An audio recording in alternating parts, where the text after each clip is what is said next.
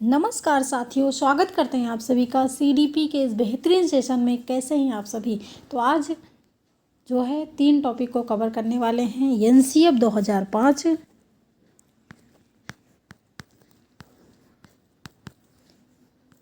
NEP 2020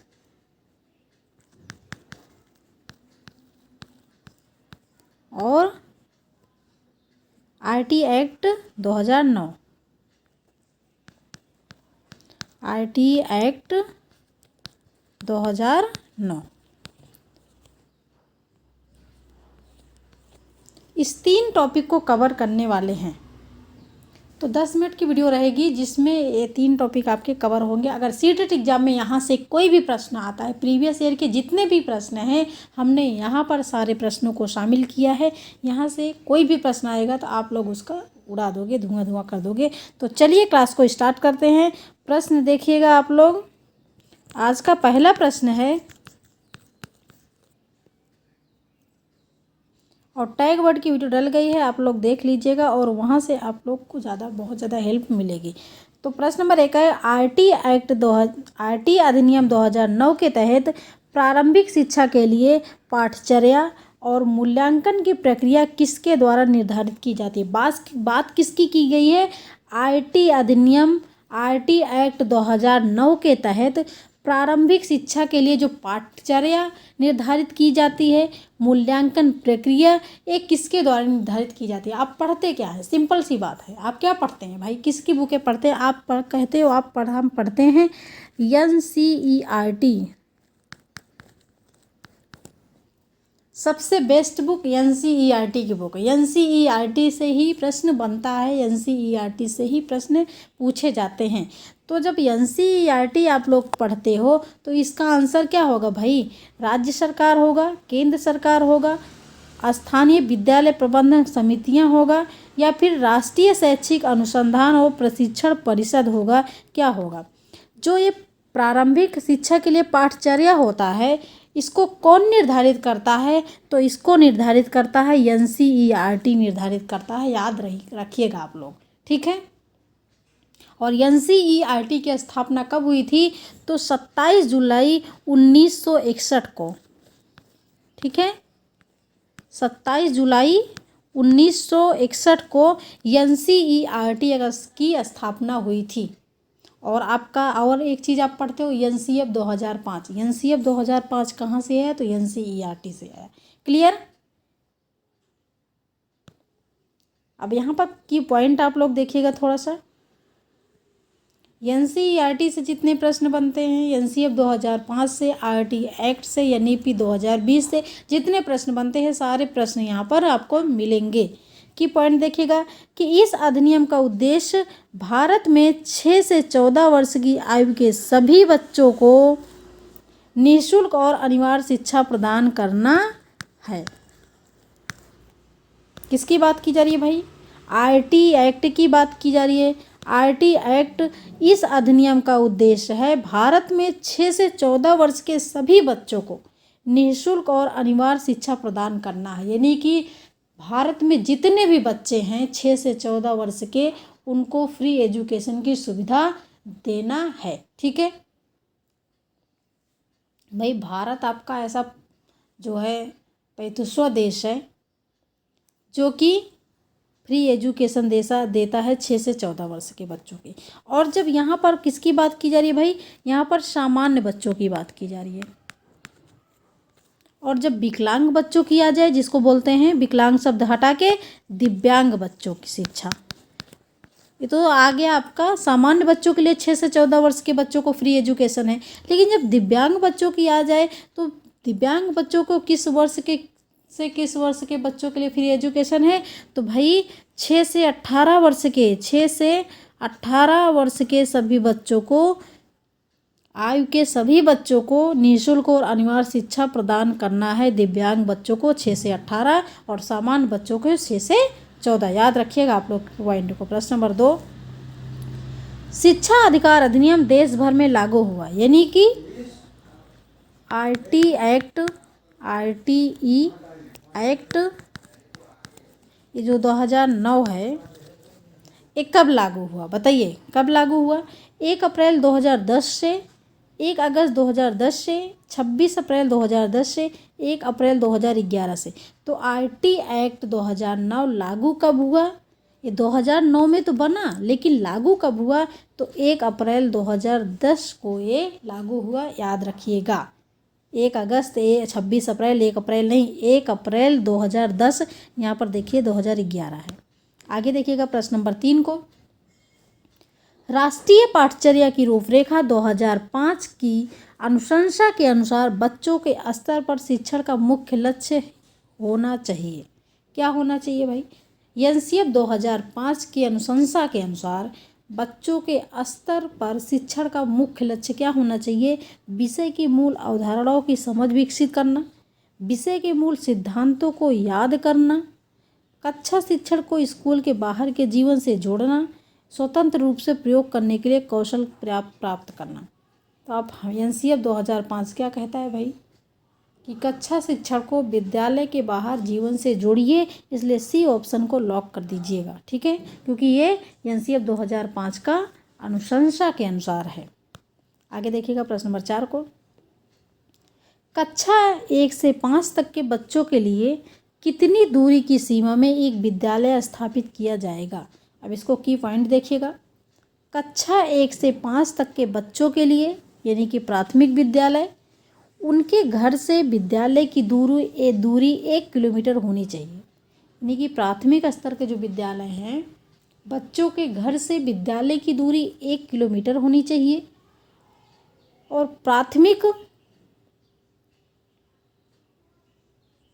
प्राथमिक स्तर पर 30 बच्चों पर एक अध्यापक होना चाहिए, यानी कि 30:1 प्राथमिक स्तर पर, और अध्यापक को साल का 200 दिन काम करना होता है। और उच्च प्राथमिक स्तर पर 6 से 8 तक के बच्चों के लिए उनके घर से विद्यालय की दूरी 3 किलोमीटर होनी चाहिए। आप कह सकते हैं 2.5 से 3 किलोमीटर, ठीक है, 3 किलोमीटर होनी चाहिए। और 35 बच्चों पर एक अध्यापक होने चाहिए। 35:1 प्राथमिक स्तर पर 30 बच्चों पर एक अध्यापक, और जूनियर में 35 बच्चों पर एक अध्यापक। और उच्च प्राथमिक विद्यालय में अध्यापक को साल के 220 दिन काम करना होता है। प्राथमिक में 200 दिन और उच्च प्राथमिक में कितने दिन? तो 220 दिन काम करना होगा। तो आगे यहाँ क्वेश्चन देखिएगा आप लोग। अब बात किसकी की जा रही है? 1 से 5 तक के बच्चों के लिए कितनी दूरी की सीमा में एक विद्यालय होना चाहिए? 2 किलोमीटर, 5 किलोमीटर, 1 किलोमीटर, या फिर 3 किलोमीटर?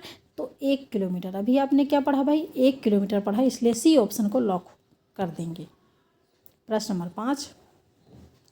राष्ट्रीय शिक्षा नीति 2020 किसकी सिफारिश करती है? एनईपी 2020, एनईपी 2020 किसकी सिफारिश करती है? बहुभाषावाद की, एक भाषावाद की, पाठचर्या का मानकीकरण, या फिर आकलन का मानकीकरण? तो ये नीति 2020 कहता है कि भाषा कैसी होनी चाहिए? बहुभाषावाद होनी चाहिए। बच्चों को आप बहुभाषावाद में शिक्षा दीजिए। ए ऑप्शन लॉक हो जाएगा। बहुभाषावाद का मतलब बहुत सी भाषाओं का ज्ञान होना चाहिए, बहुत सी भाषाओं का ज्ञान होना चाहिए, ठीक है। प्रश्न नंबर 6।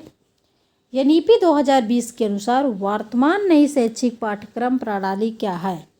ठीक है, एनईपी 2020 के अनुसार वर्तमान नई शैक्षिक पाठ्यक्रम प्रणाली क्या है?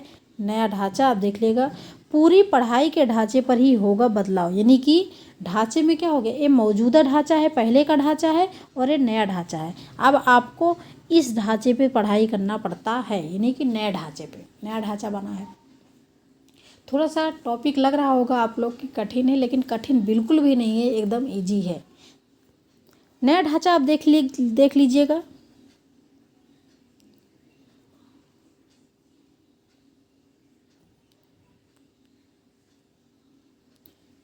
तीन वर्ष, ये येलो कलर का आप देख रहे हैं, है ना, येलो कलर का आप लोग देख रहे हैं जो बॉक्स, इसमें 3 और 2 दोनों येलो कलर का है। 3 वर्ष में 3 वर्ष तक बच्चा किस में पढ़ेगा भाई? आंगनबाड़ी, प्री स्कूल बालवाड़ी, ठीक है। 3 वर्ष तक बच्चा आंगनबाड़ी, प्री स्कूल और बालवाड़ी पढ़ेंगे, जिसको बोलेंगे फंडामेंटल स्टेज, ठीक है, फंडामेंटल स्टेज। 5 वर्ष तक बच्चा मल्टी लेवल प्ले एक्टिविटी में बच्चा पढ़ेगा, जिसमें आंगनबाड़ी, बालवाड़ी और प्री स्कूल आ जाता है 3 वर्ष तक।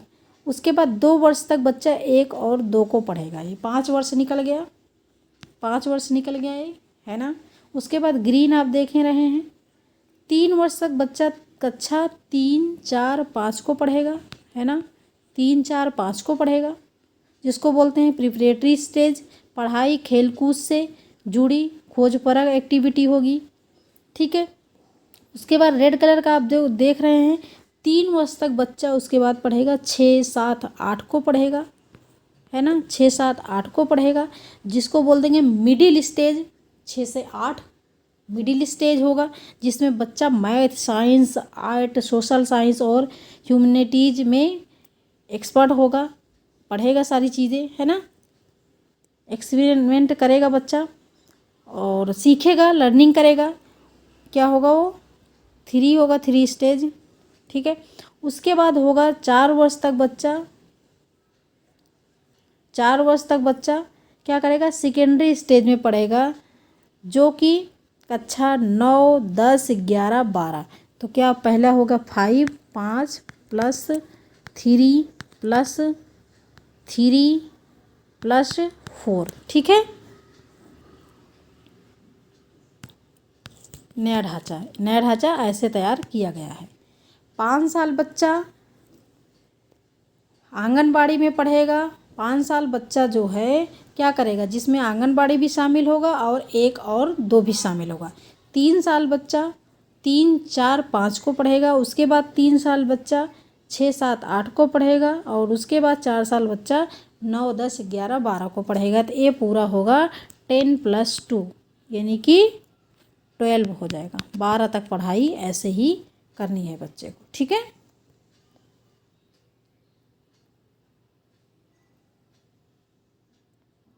तो यहाँ पर क्वेश्चन कैसे लॉक करेंगे भाई? क्या नीति 2020 के अनुसार वर्तमान नई शैक्षिक पाठ्यक्रम प्रणाली क्या है? तो 3 + 4 4 ए, तो आपने पढ़ा 5 + 3 + 3 + 4 बी ऑप्शन यहाँ पर आपका लॉक हो जाएगा। इस आधार पर बच्चा पढ़ाई करेगा।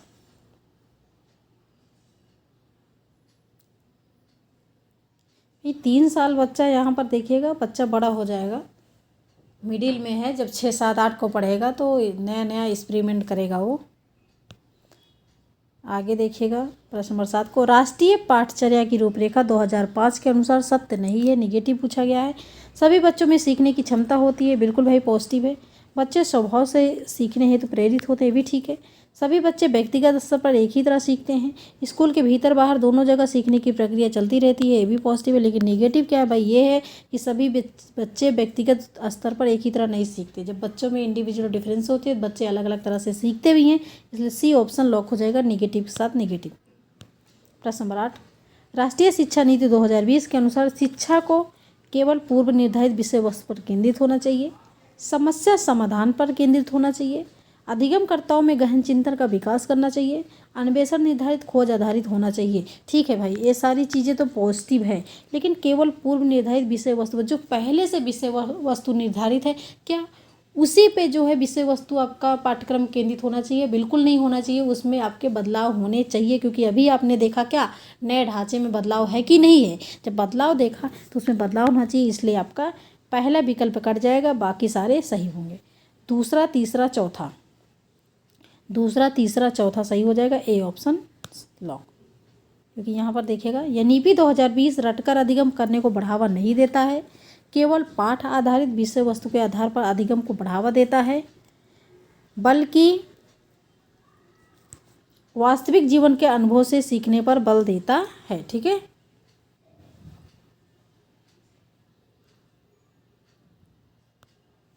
प्रश्न नंबर 9, शिक्षा का अधिकार अधिनियम 2009 का सही और पूरा नाम क्या है भाई? शिक्षा का अधिकार अधिनियम 2009 का सही और पूरा नाम क्या है? सबसे पहले बताइएगा। शिक्षा का जो अधिकार है वो किसको मिला है? बच्चों को मिला है ना, 6 से 14 वर्ष के सभी बच्चों को। तो तो जब बच्चों को मिला है तो इसका मतलब निःशुल्क और अनिवार्य बाल शिक्षा का अधिकार अधिनियम 2009 हो जाएगा। डी ऑप्शन यहाँ पर लॉक हो जाएगा। क्यों यहाँ पर ए नहीं लॉक होगा?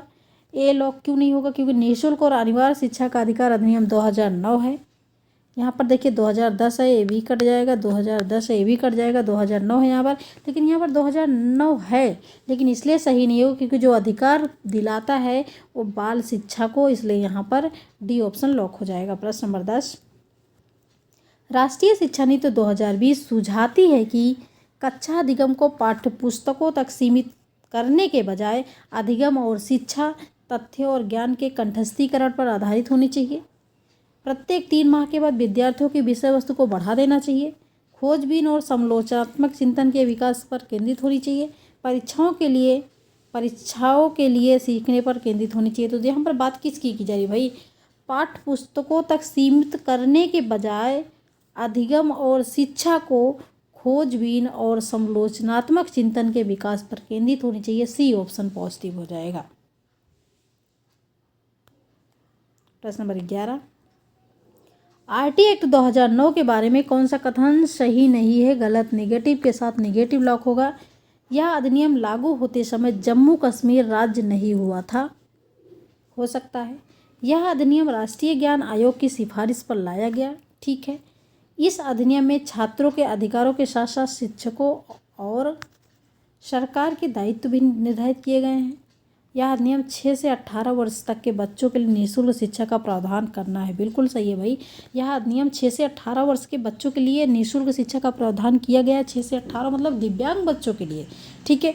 तो ये सारी चीज़ तो पॉजिटिव है, लेकिन निगेटिव आपका ए ऑप्शन है कि यह अधिनियम लागू होते समय जम्मू कश्मीर राज्य में नहीं हुआ था। बिल्कुल सही। प्रश्न नंबर 12, तो साथियों आपको क्लास कैसी लग रही है? अच्छी लग रही है तो लाइक कर दीजिएगा एंड शेयर करिए दोस्तों में, जिससे और भी लोग क्लास से जुड़े। थोड़ा सा जल्दी करने की कोशिश कर रहे हैं कि जल्दी से कवर हो जाए। प्रश्न नंबर 12 देखिएगा, राष्ट्रीय शिक्षा नीति 2020 के अनुसार आकलन के लिए अंतर्निहित सिद्धांत क्या होना चाहिए? अगर आप किसी बच्चे का आकलन कर रहे हैं तो उसके लिए सिद्धांत क्या जरूरी होता है? मुख्य रूप से रटने के कौशलों का परीक्षण करना, केवल विषय वस्तु के अधिगम के लिए प्रोत्साहित करना, सभी विद्यार्थियों के लिए उनका सीखने और विकास का अनुकूलन करना, या फिर विद्यार्थियों का वर्ष के अंत की परीक्षाओं के माध्यम से केवल संज्ञानात्मक ज्ञान का आकलन करना। केवल वाला तो आपका निगेटिव है भाई, रटना और केवल ये आपका क्या है? निगेटिव है, इसलिए सी ऑप्शन पॉजिटिव हो जाएगा। अगर आपने टैग वर्ड की वीडियो नहीं देखी है तो टैग वर्ड की वीडियो को देखिए, उसके बाद आप प्रैक्टिस सेट लगाइए। प्रश्न नंबर 13, एनसीएफ 2005 में गुणवत्ता आयाम शीर्षक के अंतर्गत महत्व दिया गया है। गुणवत्ता आयाम शीर्षक के अंतर्गत महत्व दिया गया है शिक्षित एवं अप्रेरित शिक्षकों को, बालकों के लिए ज्ञान संदर्भ में संरचित अनुभव को, बालकों के लिए संरचित अनुभव एवं पाठ्यक्रम सुधार के लिए, या फिर भौतिक रासायनिक संसाधनों को।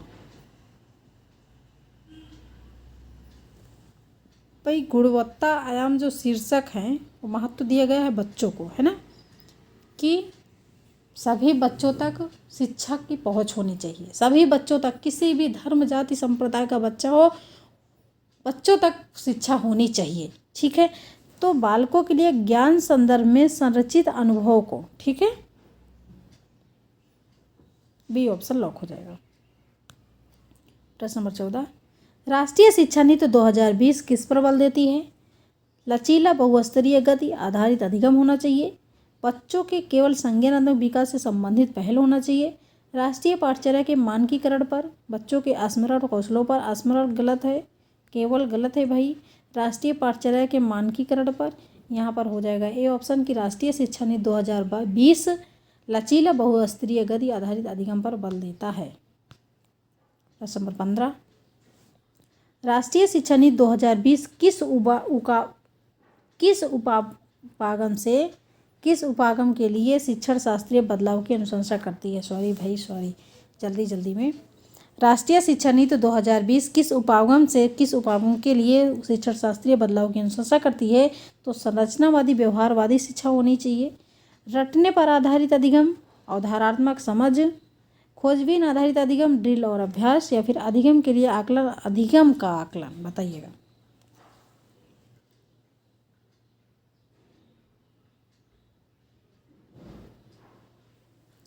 शिक्षण शास्त्रीय बदलाव की बात की जाती है तो शिक्षण शास्त्रीय बदलाव होने चाहिए, जो मेथड होना चाहिए वो खोजबीन आधारित अधिगम ड्रिल और अभ्यास पर आधारित होना चाहिए। सी ऑप्शन लॉक हो जाएगा, सी ऑप्शन।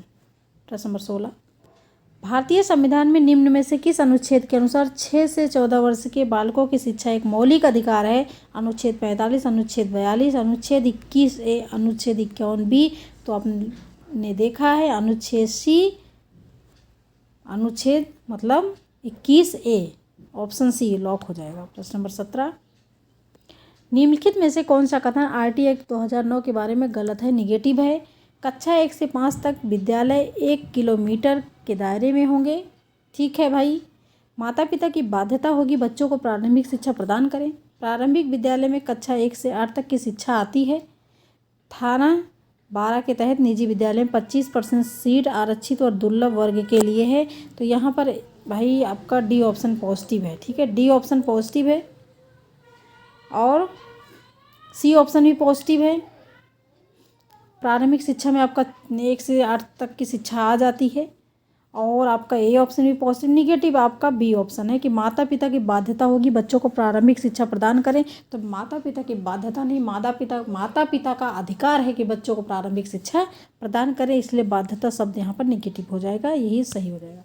प्रश्न नंबर 18, नई शिक्षा नीति स्तंभों पर आधारित है। नई शिक्षा नीति एनईपी 2020 स्तंभों पर आधारित है। एनईपी 2020 में कितने स्तंभ है बताइएगा? 5 है, 4 है, 3 है, 8 है। तो आप लोग यहाँ पर देखिएगा, एनईपी 2020 5 स्तंभों पर आधारित है। ये पहुँच, समता, गुणवत्ता, वहनीयता और जवाबदेही है। पहुँच मतलब किसी भी जाति, पंथ, स्थान या लिंग के बावजूद सभी बच्चों की तुलनीय गुणवत्ता की प्रारंभिक शिक्षा तक पहुँच होनी चाहिए। समता, छात्रों को व्यक्तिगत सहायता प्रदान करना चाहिए। गुणवत्ता, सभी छात्रों को पूर्ण शिक्षा प्रदान करना। और वहनीयता, 3 से 18 साल के छात्रों के लिए निःशुल्क और अनिवार्य शिक्षा। 18 की बात तो की गई है। और जवाबदेही, यह सभी छात्रों के लिए शैक्षिक परिणाम में सुधार करने आवश्यक सुधारों को प्रबंधन। यानी कि आप कह सकते हैं कि अगर बच्चा विद्यालय में पढ़ता है और वो असफल होता है तो आपको जवाब देना पड़ेगा कि वो असफल क्यों है। ठीक है, तो ये सारी चीज़ें हैं।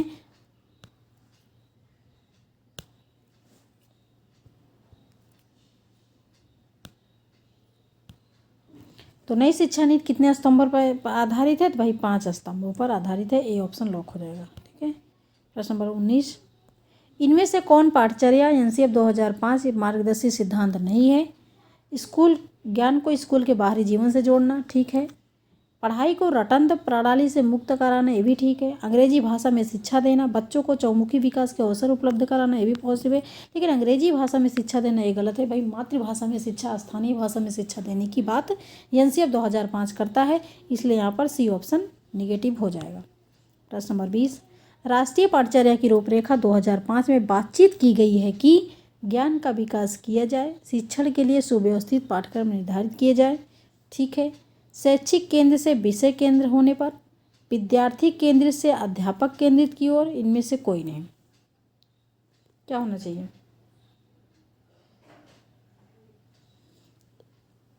राष्ट्रीय पाठचर्या की रूपरेखा 2005 में बात की गई है कि ज्ञान का विकास किया जाए, शिक्षण के लिए सुव्यवस्थित पाठ्यक्रम निर्धारित किए जाएं। ए ऑप्शन लॉक हो जाएगा। प्रश्न नंबर 21, एनसीएफ 2005 किस प्रकार के प्रणाली को प्रोत्साहित करता है? एनसीएफ 2005 किस प्रकार की प्रणाली को प्रोत्साहित करता है? समावेशी, एकीकृत, विशेष, नियमित। तो यहाँ पर हो जाएगा ए ऑप्शन समावेशी। आगे आप देखेंगे प्रश्न नंबर 22 को, निःशुल्क और अनिवार्य बाल शिक्षा अधिकार अधिनियम 2009 दिव्यांग बच्चों की निःशुल्क शिक्षा के अधिकारों को सुनिश्चित करता है। बात किसकी की गई? दिव्यांग बच्चों की बात की गई। और दिव्यांग बच्चों की शिक्षा, निःशुल्क शिक्षा के अधिकारों को सुनिश्चित करता है 6 वर्ष से 18 वर्ष के बच्चों के लिए, इसलिए यहाँ पर ए ऑप्शन लॉक हो जाएगा। 6 वर्ष से 14 वर्ष में नहीं मारिएगा क्योंकि 6 वर्ष से 14 वर्ष है सामान्य बच्चों के लिए, ठीक है।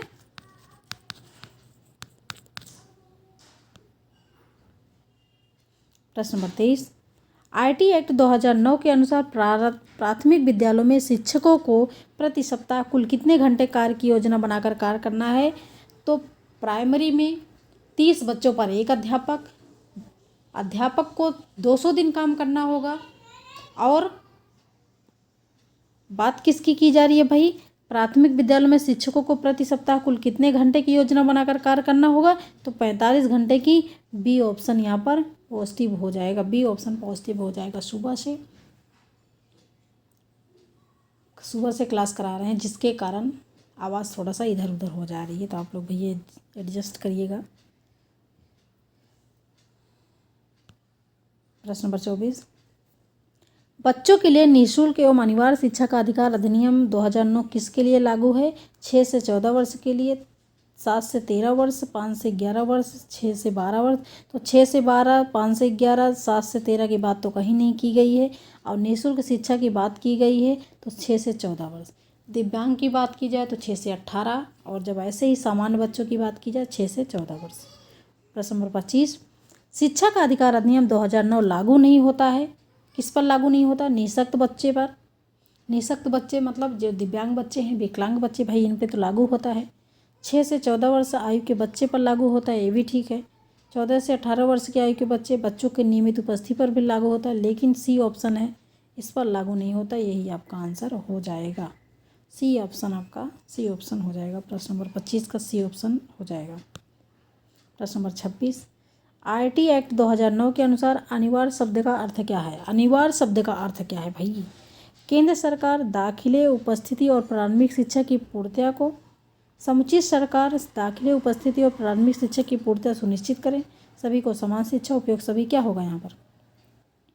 अनिवार्य शब्द का अर्थ होता है कि सभी बच्चों तक जो है सरकार दाखिले, उनकी उपस्थिति और प्रारंभिक शिक्षा की पूर्तिया सुनिश्चित करें, ठीक है।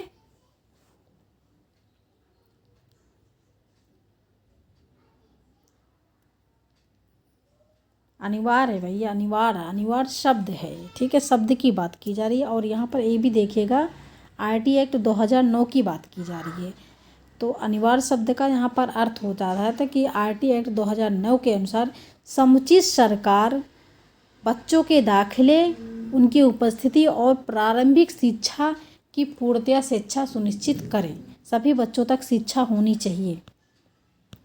26 प्रश्न है। तो साथियों, आपको क्लास कैसी लगी? अच्छी लगी तो लाइक करिएगा एंड शेयर करिएगा अपने दोस्तों में, और चैनल को सब्सक्राइब ज़रूर करिएगा। और कमेंट बॉक्स में आप लोग अपना स्कोर ज़रूर बताइएगा, आपने यहाँ से कितना स्कोर किया, ठीक है। Thanks for watching video, this is Sadhana Tyagi expert classes.